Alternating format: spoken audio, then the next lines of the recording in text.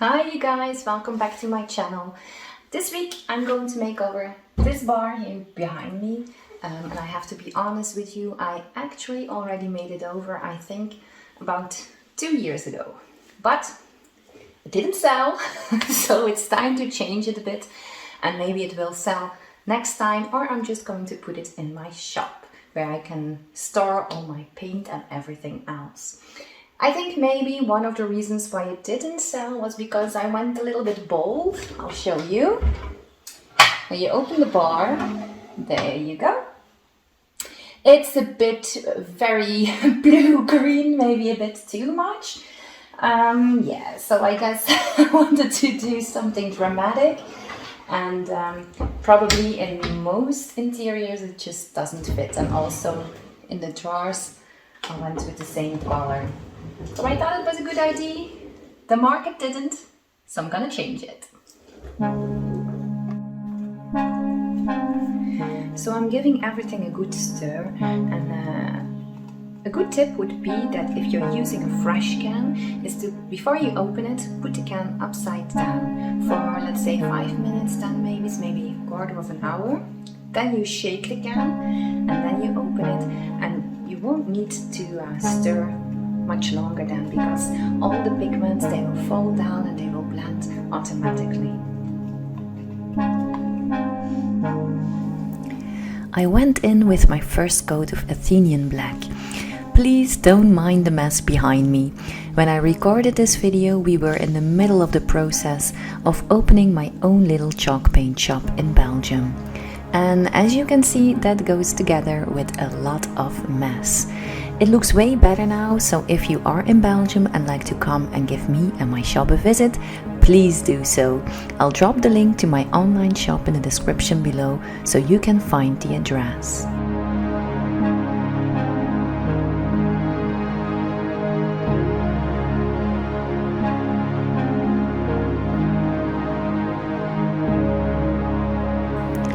Since this piece has a lot of details, it actually would have been better to use a round brush instead of a flat one like I'm doing here. With a round brush it's a lot easier to get the paint into all those little details. But as my husband would confirm, I'm a bit stubborn, so I just kept painting with the flat one.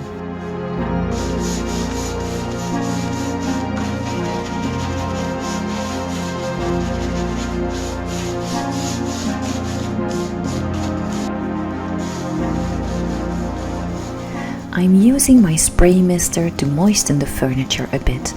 It helps to move the paint around easier, and you will need less paint to cover a bigger surface.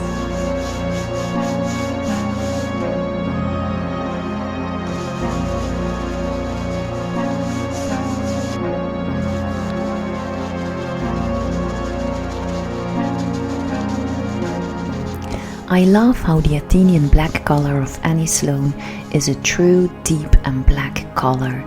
It immediately gives this piece a dramatic look.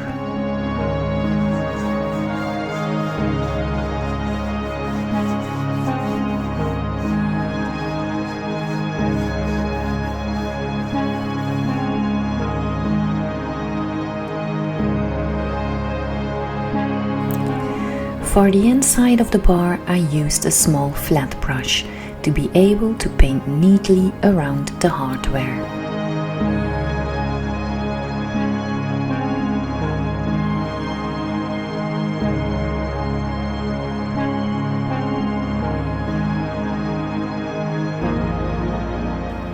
It was a bit of a struggle to paint the rest of the inside.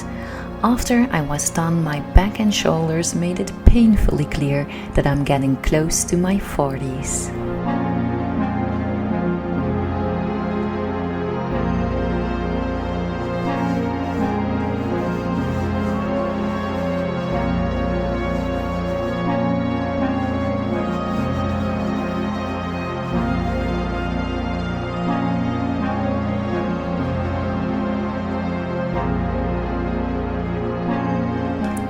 Here you see me using the reflection in the mirror to guide me, while painting the backside of the inside of the bar. Well, I might be getting older, but also wiser.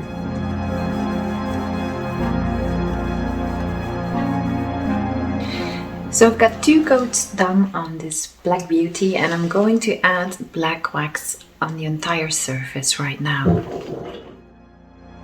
So I'm done with the black wax. And now I'm going to add a little bit of gold. I don't know if you can see it. Yes, that's right, I forgot to record the part where I black waxed the bar, or I lost the footage, I'm not sure. But it's not the most exciting part of the makeover anyway. The process is exactly the same as applying clear wax. You just put on the black wax with a wax brush and wipe away the excess with a lint-free cloth. Of course, it will be a lot messier than clear wax due to the black color. Therefore, make sure to wear gloves. As you can see, to apply the gilding wax on all the raised details, I am just using the tip of my finger. For some reason, that just seems to be the best tool to use when applying gilding wax. Of course, you could also use a detailed brush if you prefer.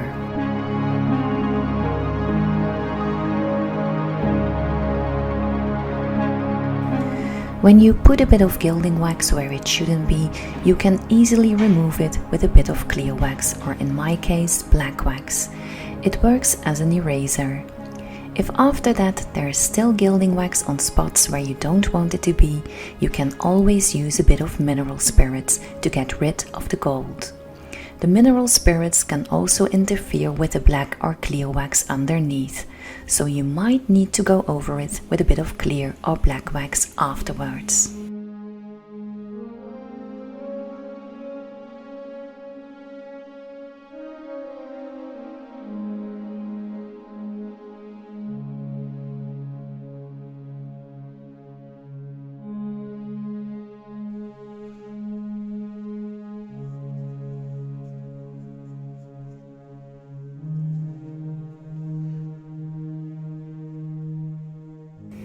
Isn't it incredible to see how the gilding wax makes all the details pop?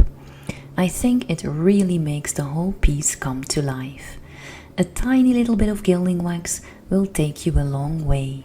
You'd be surprised how many makeovers you can do with just one little jar.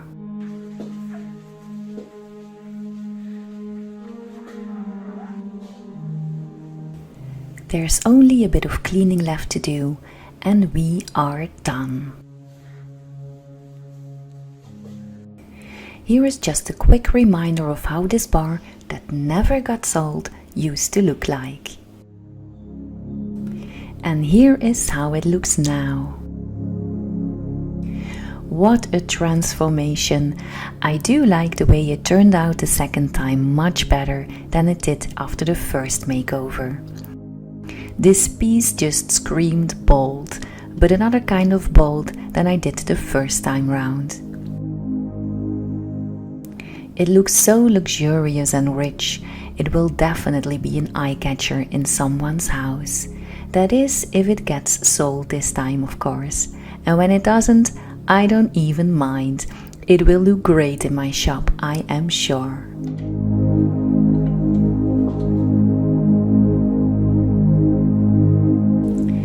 As always, thank you so much for watching. If you like this video, please give it a thumbs up. Let me know in the comments below what you think of this makeover. I hope to see you again soon. Bye!